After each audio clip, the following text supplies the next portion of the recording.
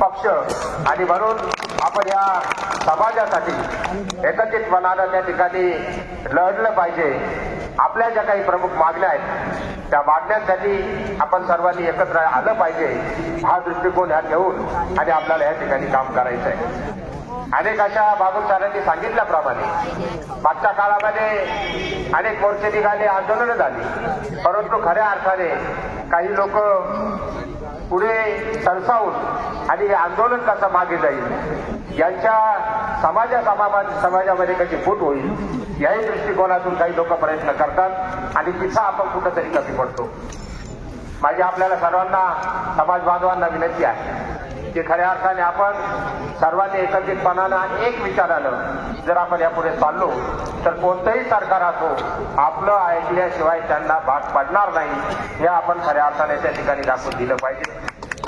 कालच आदरणीय नामदार नरहरी झिरवाळ साहेब यांच्याकडे आपले काही लोकप्रतिनिधी त्या ठिकाणी उपस्थित होते आणि माई त्या ठिकाणी होतो. सरांनी सांगितल्याप्रमाणे त्यांना या ठिकाणी या कार्यक्रमाला आपल्याला पाठिंबा देण्यासाठी यायचं होतं, परंतु उपराष्ट्रपती पदाची निवड असल्या कारणाने त्या ठिकाणी मिटिंग लावण्यात आली आणि त्यांना त्या ठिकाणी हजर राहावं लागलं. मी काल त्यांना सांगितलं की साहेब आपण जा, कारण एक आदिवासी लोकप्रतिनिधी म्हणून तिथं राहणं आपलं तितकंच महत्वाचं आहे. परंतु या ठिकाणी ते पण आपल्या बरोबर आहेत. या ठिकाणी नितीन भाऊ हे पण गेल्या अनेक दिवसापासून आपल्या सर्वांसाठी काम करताय. खासदार बगरे सर, खासदार पाडवी साहेब हे पण या ठिकाणी आपल्याला सर्वांना पाठिंबा देण्यासाठी या ठिकाणी उपस्थित झालेत.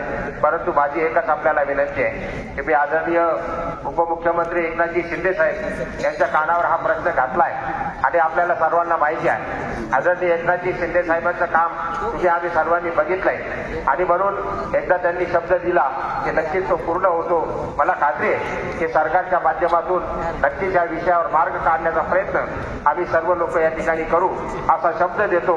बोलण्यासारखं भरपूर जरी असलं परंतु या ठिकाणी अनेक नेत्यांना या ठिकाणी बोलायचं आहे आणि म्हणून या पाठिंबा आमचा हा सर्वांचा राहील असा शब्द या ठिकाणी देतो आणि थांबतो.